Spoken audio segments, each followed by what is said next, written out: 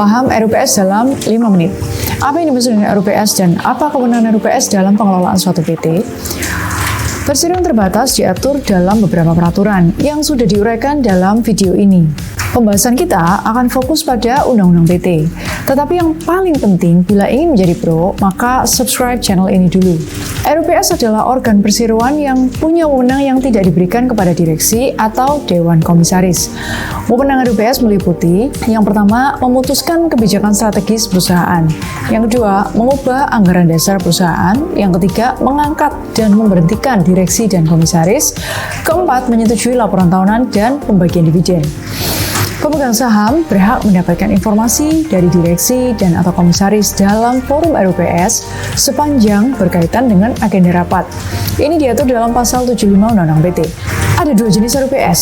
RUPS tahunan yang wajib diadakan minimal 6 bulan setelah tahun buku berakhir, di mana membahas laporan keuangan dan kinerja perusahaan. Yang kedua adalah RUPS luar biasa, yang dapat diadakan kapan saja untuk keputusan penting di luar RUPS tahunan. Ini diatur dalam pasal 78 Undang-Undang PT. Tempat dan penyelenggaraan RUPS. Tempat RUPS harus diadakan di wilayah Republik Indonesia, di kantor pusat atau tempat usaha utama perusahaan.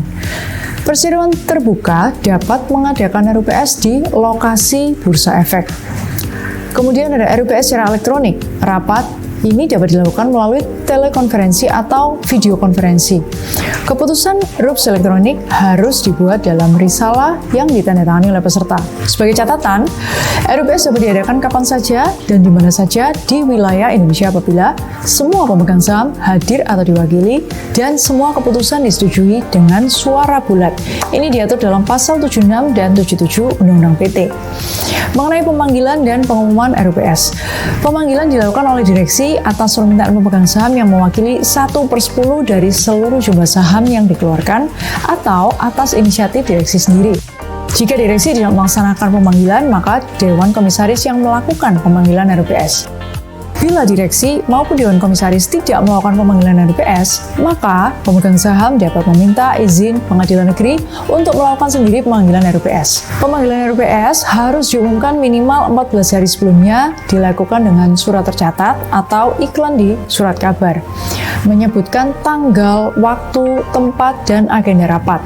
Ini diatur dalam pasal 81 sampai 83 Undang-Undang PT. Untuk memutuskan hal-hal yang bersifat umum, persyaratan quorum RUPS adalah RUPS yang pertama sah jika dihadiri lebih dari 50% saham dengan hak suara. RUPS yang kedua, jika RUPS pertama gagal mencapai quorum, maka dapat dilangsungkan jika dihadiri sepertiga dari jumlah saham dengan hak suara. Sedangkan RUPS ketiga, Pengadilan Negeri yang menentukan quorum baru. Ini diatur dalam pasal 86 Undang-Undang PT. Khusus untuk agenda perubahan anggaran dasar dan agenda lain yang ditentukan oleh Undang-Undang PT, RUPS harus memenuhi persyaratan yang diatur dalam pasal 88 Undang-Undang PT. Quorum kehadiran paling sedikit 2/3 dari seluruh saham yang dikeluarkan dan disetujui oleh 2/3 dari suara yang dikeluarkan dalam rapat. Ini diatur dalam pasal 88 Undang-Undang PT. Keputusan diambil berdasarkan musyawarah untuk mufakat. Jika tidak tercapai mufakat, maka keputusan sah jika disetujui lebih dari 50% suara yang hadir. Ini diatur dalam pasal 87 Undang-Undang PT. Setiap saham memiliki satu hak suara, kecuali diatur lain dalam anggaran dasar. Hak suara tidak berlaku untuk saham yang 1. Dikuasai sendiri oleh perseroan. 2. Dimiliki oleh anak perseroan yang dikendalikan oleh perseroan. Ketiga, dikuasai oleh PT yang sahamnya secara langsung atau tidak langsung dikuasai oleh perseroan.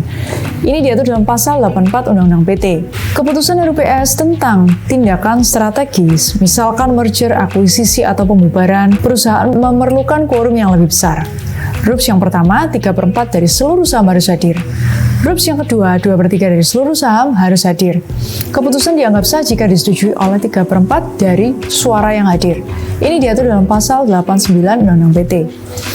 Penjelasan ini mencakup seluruh aspek RUPS dalam Undang-Undang PT, termasuk pengertian, wewenang, jenis, pemanggilan, quorum, cara pengambilan keputusan, dan hak suara pemegang saham.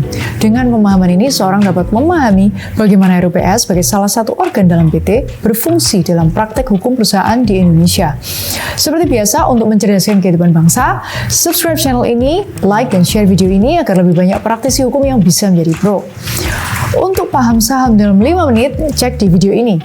Untuk paham tanggung jawab direktur bila PT rugi, bisa cek di video yang ini. Never stop learning, be a pro.